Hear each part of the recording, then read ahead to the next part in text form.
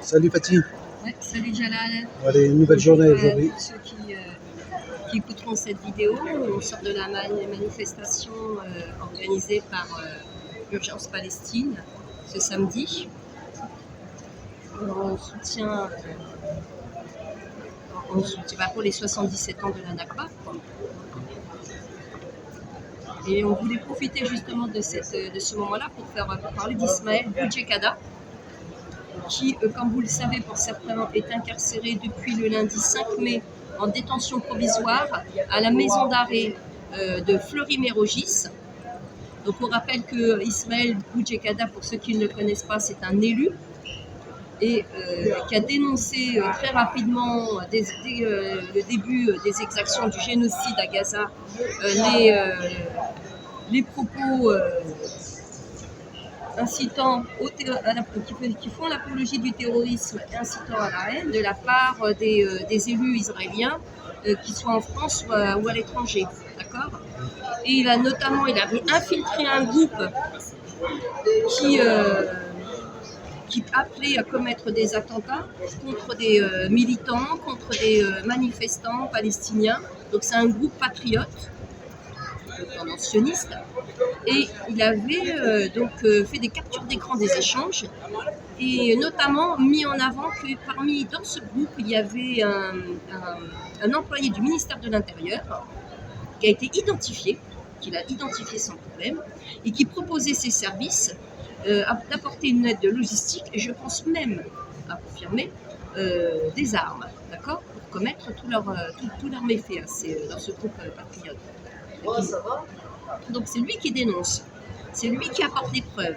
Comme quoi, sur le territoire national, on a des groupes clairement identifiés de franco-israéliens, des groupes de sionistes, de patriotes, qui appellent à commettre des crimes sur le territoire national contre une population au regard de son appartenance ethnique et sa religion et son soutien à la Palestine. Pour autant, jusqu'à preuve du contraire, aucun des membres de ce groupe n'a été inquiété.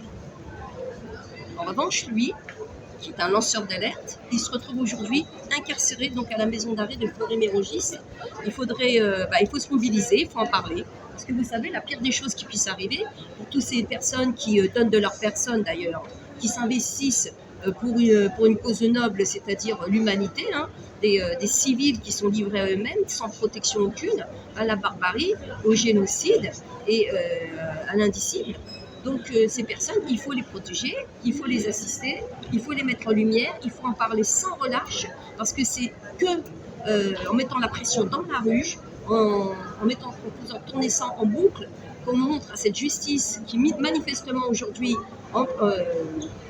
en complicité avec le gouvernement, les partis politiques de droite, d'extrême droite, enfin, tout ce qui est sioniste, et dont les journalistes, cette justice donc, qui s'avère être sioniste, qui mène une vraie chasse sorcière, entre guillemets, contre des militants pacifiques, notamment des élus comme celui-ci qui n'a pas commis de crime, si ce n'est que dénoncer le génocide à Gaza.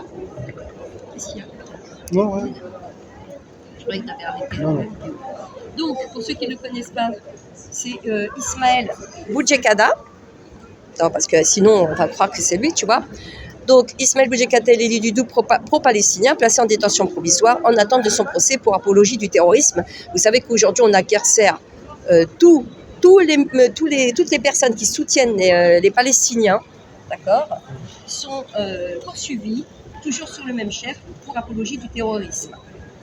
Ça, c'est pour museler justement les citoyens qui voudraient contester justement tout ce qui se passe, dénoncer ce qui se passe.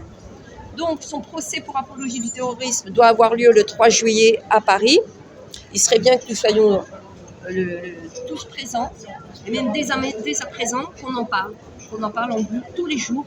Il faudrait que, quand on fasse une recherche, Ismaël Boudjekada fait partie dans le moteur de recherche des personnes qui apparaissent le plus.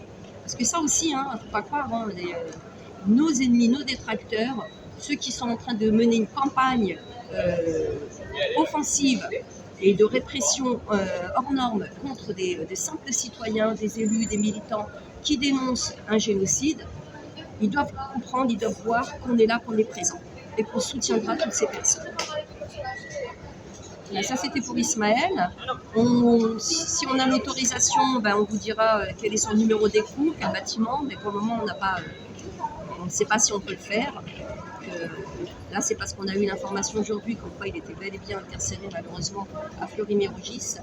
Et on n'a pas eu le temps aujourd'hui, et puis il était prévu qu'on aille sur la manifestation d'urgence palestine, dans la mesure où c'était les 77 ans de la Nakba.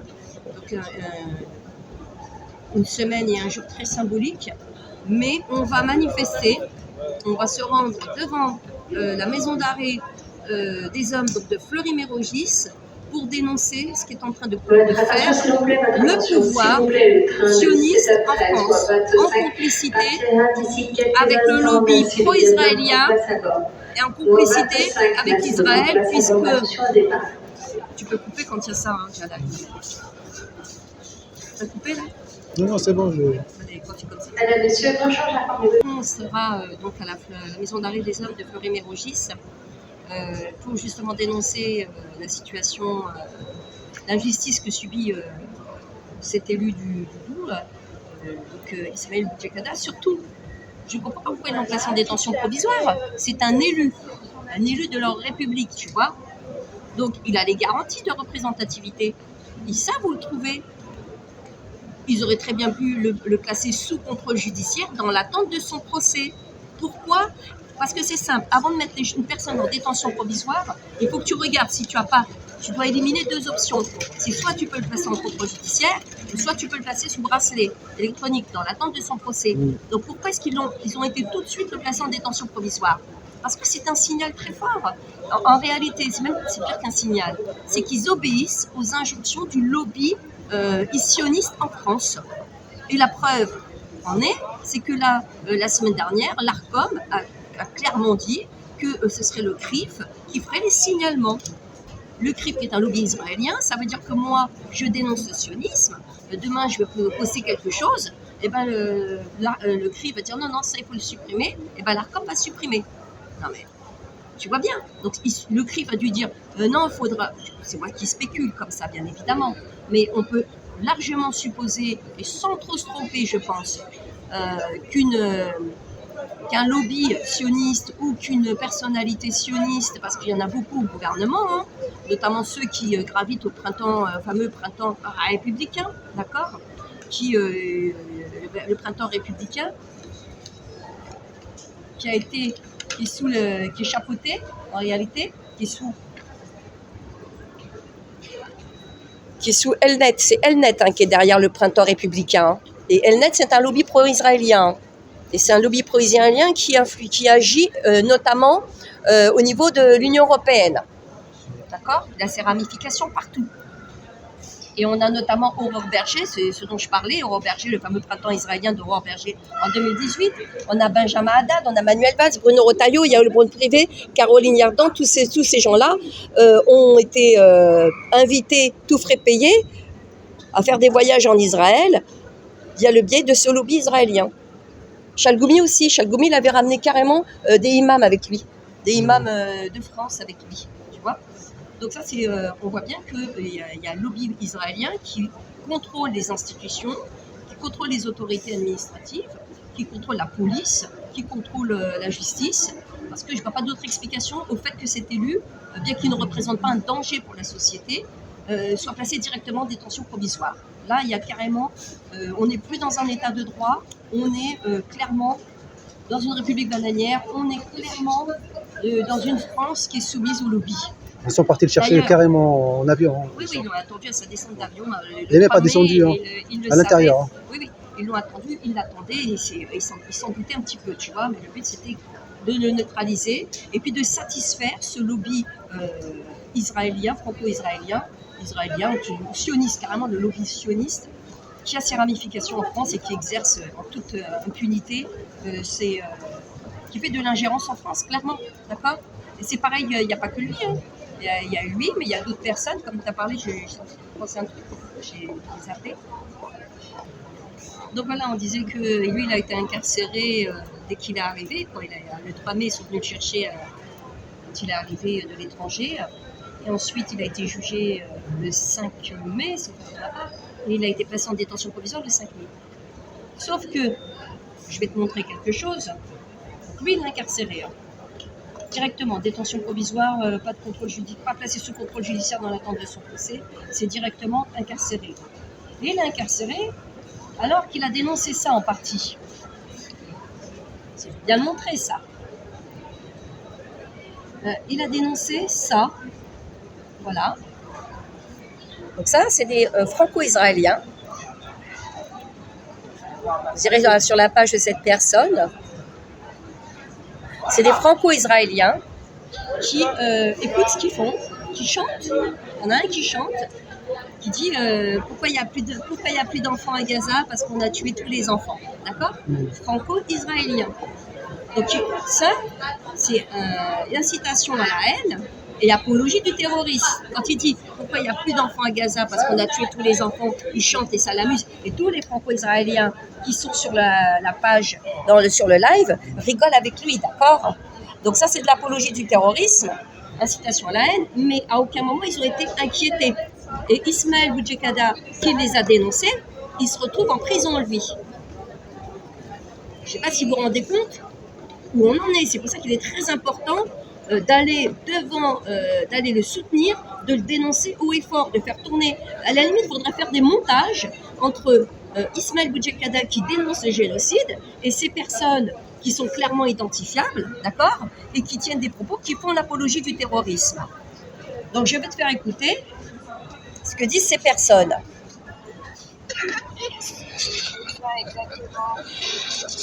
Moi j'ai une vraie question, s'il vous plaît, laissez-moi finir. Moi j'ai une vraie question. Est-ce que vous savez pourquoi il n'y a pas trop d'enfants dans les écoles à Gaza? Parce qu'on a tué tous les enfants. Il n'y a plus rien dans les classes. Et on finit sous les encombre. Parce qu'on a tué tout.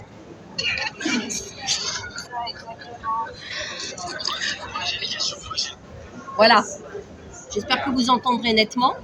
Donc moi, j'attends de Bruno Retailleau. J'aimerais que Darmanin, j'aimerais que le procureur de Paris, j'aimerais que les députés, quels qu'ils soient, m'expliquent pourquoi ils n'ont pas saisi la justice. Parce que là, on est dans l'apologie du terrorisme, on est dans l'incitation à la haine. Ils sont identifiables. On peut les retrouver. Ils ne se cachent pas. D'accord? Donc pourquoi Ismaël Boudjekada, un élu qui dénonce un génocide, se retrouve en détention provisoire? Pourquoi des personnes qui font vraiment, des franco-israéliens qui font vraiment une apologie du terrorisme sont laissés en liberté? Pourquoi? Que faire? L'avocate franco-israélienne n'a pas vu son identité française déchue, elle n'a pas une déchéance de sa nationalité française, dans la mesure où elle-même fait l'apologie du terrorisme et qu'elle, de toute façon, elle est clairement dans une position de double allégeance. Même pas une seule allégeance, c'est à l'État d'Israël. Hein. La France, elle s'en fout. Donc moi, j'aimerais qu'on m'explique comment se fait-il qu'il y ait une totale impunité devant clairement des propos qui sont caractérisés et qui font l'apologie du terrorisme, quand on criminalise de simples manifestants, de simples étudiants qui sont exclus des facs, qui sont poursuivis, des lycéens qui sont poursuivis, qui font de la garde à vue et qui finissent en comparution immédiate avec des condamnations. Pourquoi il y a cette répression contre cela, alors qu'ils ne font que dénoncer un génocide? Et pourquoi des personnes qui tiennent des propos caractérisés faisant l'apologie du terrorisme sont laissées en liberté et ne font pas l'objet de poursuites? C'est ma question. Des personnes qui affichent donc le drapeau israélien, qui sont franco-israéliennes. Donc on a un gros problème et aujourd'hui on nous dit que c'est le CRIF qui va faire la censure pour l'ARCOM. Donc soutien à Ismaël Boudjekada. Nous serons, en tout cas moi je serai avec d'autres personnes qui le veulent bien, à Fleury-Mérogis pour dénoncer ce qui se passe jusqu'à sa libération, et on mettra la pression, en tout cas je mettrai la pression devant Fleury-Mérogis et je mettrai la pression devant le tribunal de Paris, parce qu'il faudrait qu'on m'explique comment se fait-il qu'il y a des juges qui envoient des innocents, parce que jusqu'à preuve du contraire, toute personne qui n'est pas jugée est présumée, qui n'est pas condamnée, pardon, est présumée innocente. Si toute personne qui n'est pas condamnée est présumée innocente, comment ça se fait que vous placez en détention provisoire des innocents? Ça veut dire que toi, Jalal, moi, si demain, même le pire des malfrats, tu vois qu'il y a une incohérence. Commet quelque chose, on nous dit qu'on n'a pas le droit dans les médias, même les médias n'ont pas le droit, même nous, on n'a pas le droit de le présenter comme étant un assassin, un criminel, tu vois ce que je veux dire? On est obligé de dire la personne, le mis en cause si tu veux, mais pas l'assassin, pas le criminel, parce qu'elle est considérée innocente jusqu'à ce qu'elle soit condamnée. Dans le cas d'espèce, pour Ismaël Boudjekada, c'est un innocent. Bah, il n'est pas condamné. Donc là. si moi personnellement je dis que c'est un tir est un criminel, je vais être poursuivi en justice. Et la justice va dire, ben non, vous n'aviez pas le droit de faire ça. Donc pourquoi la justice, elle se permet de placer des innocents en détention provisoire? Puisque tant que tu n'es pas condamné, tu es présumé innocent. Donc qu'est-ce que font des présumés innocents en détention provisoire? Il y a un problème. Je veux dire, il y a une incohérence.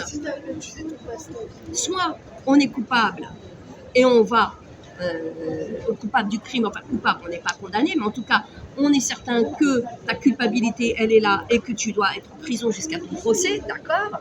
Mais si tu es présumé innocent, tu n'as rien à foutre en prison. Il va falloir changer les mots là, ça va pas du tout, c'est pas logique ça. Ou alors il faudrait que les médias puissent dire d'un criminel, oui c'est un criminel.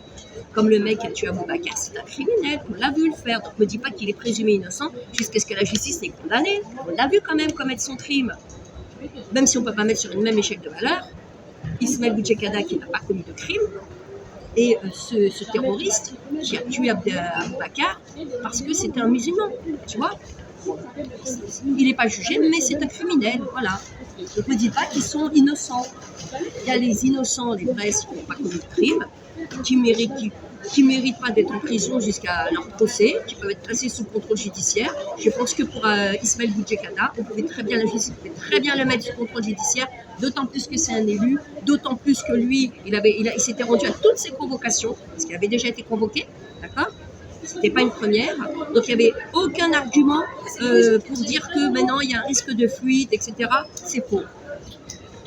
Donc soutien à Ismaël Boudjekada, soutien à sa famille, nous serons présents et nous parlerons de sa situation, de ce qui s'est passé dans cette fausse démocratie, dans cette démocratie C-R-A-2-S-I-E, crassie, parce que c'est un crasse, et on sera présent pour lui. Merci Fatih.